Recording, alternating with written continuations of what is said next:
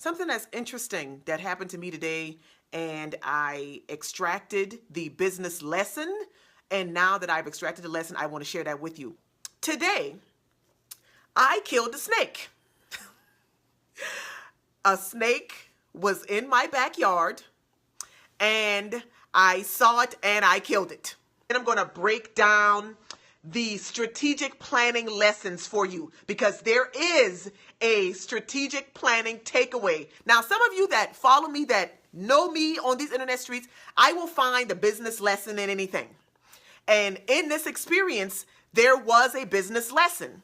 And the business lesson lies in strategic planning, and not just regular old strategic planning and saying, I want to take my business here. I want my business to take me this way. But I'm talking about strategic planning for defense. Strategic planning to defend your business against a threat. Because I want to break down the five things that we did that are takeaways, clear and distinct takeaways for you, for me, for any of us that happens to be watching this, that is a small business owner, entrepreneur, side hustler, business, whatever you call yourself. There are clear and distinct strategic planning, but defensive strategic planning steps that you need to take. And we did it today when we killed the snake. The overall goal of defensive strategic planning is to eliminate threats. Eliminate, not just mitigate. And when I say mitigate, I mean reduce the effect of. You don't want to reduce the effect of threats to your business. You want to eliminate them altogether.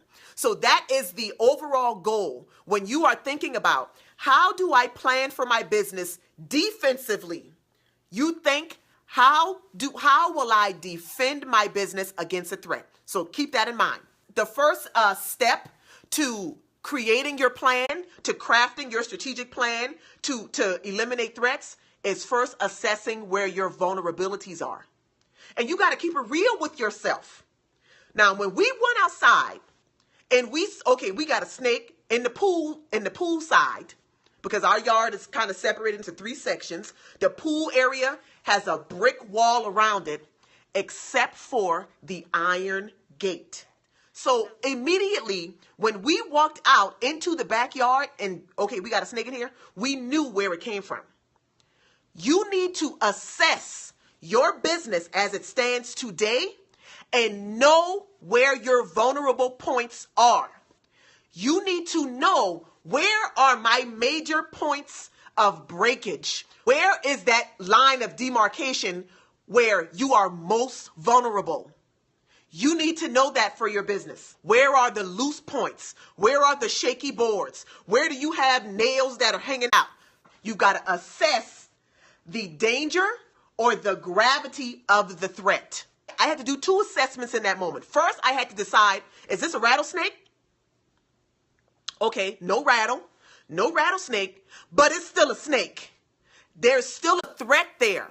It's not as serious as a threat as the rattlesnake would pose, but this is still a threat in my yard. One, assess the threat, assess the gravity of danger of the threat, the potential damage that this threat can cause to your business. Two, make a plan to eliminate it. Once I recognize, this isn't a rattlesnake, it's a snake. So at that point, we knew we've got to get this snake out of our yard. Regardless of what kind of snake it is. It could be a Tinkerbell snake. I don't care. It's a threat. It has to go. Step 3, now you got to execute it. Once I can see the full snake and my husband comes back with the first set of things, I'm like, I don't know. I might need something else. So we were ready to execute, but then we had to do another assessment. Adjust. Because understand this, no threat is going to appear. No threat is going to make its presence known in your business and then stay there and wait for you to eliminate it. Because if that threat has an intention of damaging your business, trust me, it is going to move. It is going to change shape. It is going to attack as many things as it possibly can before you eliminate it. In the case of today, the snake, just when I thought I was about to smash it the first time, the snake ran under a bush and stayed there. You have got to be able to adjust fire, because the threat to your business is not going to make itself stay in one place to make it easy for you to get rid of it. Once the snake came out from the first bush and went under the second one, I wasn't about to wait for that sucker to decide he was coming back out. I was going to force him out into the open so I could kill it. See, sometimes you've got to force the threats to expose themselves.